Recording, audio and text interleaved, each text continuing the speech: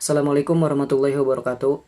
Selamat siang, salam sejahtera untuk kita semua tentunya. Pertama-tama dan yang paling utama, marilah kita panjatkan puja dan puji atas kehadirat Allah Subhanahu wa taala yang mana Allah ini telah memberikan kita nikmat bahkan beribu-ribu sehingga dengan nikmatnya lah kita bisa belajar pada hari ini. Perkenalkan, nama saya Asep Sopian dari Prodi Manajemen Universitas Pakuan. Nah, di sini saya akan memaparkan presentasi yang berjudul pendidikan dari masa ke masa untuk membangun peradaban. Namun sebelum masuki ke pembahasan, izinkan saya mempertanyakan terlebih dahulu, apa itu tujuan dari pendidikan?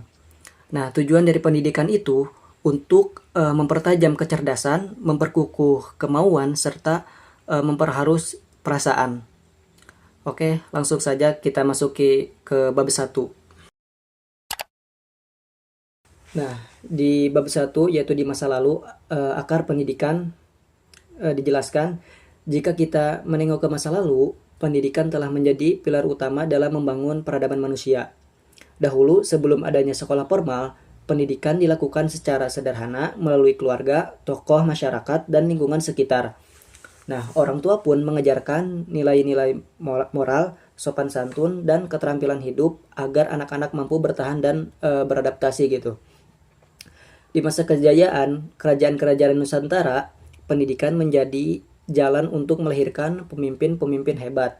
Misalnya, pada masa kerajaan Sriwijaya dan Majapahit, pusat-pusat ilmu berkembang pesat, bahkan menarik perhatian pelajar dari luar negeri. Namun, pada masa penjajahan, pendidikan sempat menjadi alat pembeda antar kaum bangsawan dan rakyat biasa. Rakyat kecil sulit mengenyam pendidikan, hanya segelintir orang yang bisa bersekolah. Tetapi semangat bangsa Indonesia tidak padam. Para pahlawan seperti Ki Hajar Dewantara berjuang membuka akses pendidikan bagi semua anak negeri.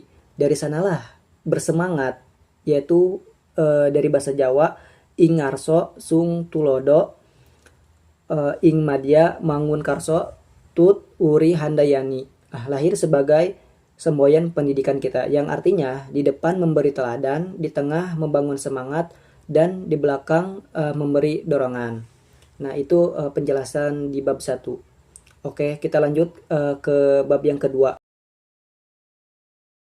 Oke, di bab yang kedua yaitu masa kini, pendidikan sebagai pondasi kemajuan. Nah, di masa modern, pendidikan telah menjadi hak setiap warga negara. Sekolah-sekolah berdiri di berbagai penjuru negeri, teknologi hadir sebagai sarana belajar dan kesempatan menuntut ilmu semakin terbuka luas. Namun di balik kemajuan ini, kita masih menghadapi berbagai tantangan. Tidak semua daerah memiliki akses pendidikan yang merata. Masih ada anak-anak yang harus berjalan jauh untuk sampai ke sekolah. Dan masih ada pula yang harus berhenti sekolah karena keterbatasan ekonomi.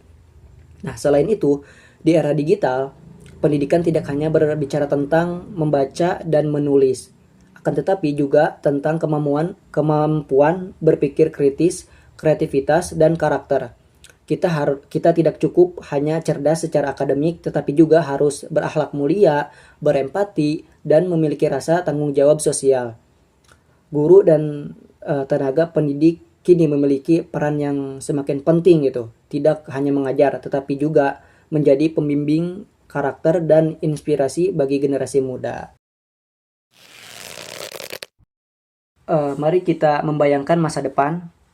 Dunia berubah dengan cepat.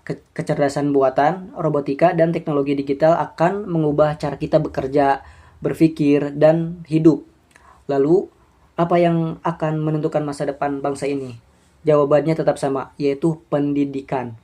Pendidikan di masa depan bukan hanya tentang menguasai teknologi, tetapi juga tentang bagaimana manusia mampu menjadi pribadi yang adaptif, kreatif, dan beretika gitu. Pendidikan akan menjadi jembatan antara kemajuan teknologi dan nilai kemanusiaan. Anak-anak kita kelak harus dibekali dengan kemampuan untuk belajar sepanjang hayat, lifelong learning. Mereka harus mampu belajar dari pengalaman, dari kesalahan, dan dari perubahan yang tak pernah berhenti. Kita semua sebagai bagian dari bangsa ini, memiliki rasa tanggung jawab untuk memastikan bahwa masa depan pendidikan Indonesia adalah masa depan yang cerah, masa depan yang memerdekakan setiap insan untuk berpikir, berkreasi, dan berkontribusi bagi manusia. Nah, jadi itu penjelasan dari bab 1 sampai ketiga. Nah, lalu di sini ada pesan dan harapan. Hadirin yang dimuliakan, pendidikan masa lalu memberi kita sejarah, pendidikan masa kini memberikan kita pijakan, dan pendidikan masa depan memberi kita harapan gitu. Mari kita jadikan pendidikan bukan hanya sebagai kewajiban, tetapi sebagai panggilan jiwa untuk membangun bangsa yang berilmu, berkarakter, dan beradab. Teruslah belajar karena dunia tidak akan berhenti berubah. Teruslah mengajar karena ilmu adalah cahaya yang tak akan padam. Terima kasih atas perhatian teman-teman. Wassalamualaikum warahmatullahi wabarakatuh.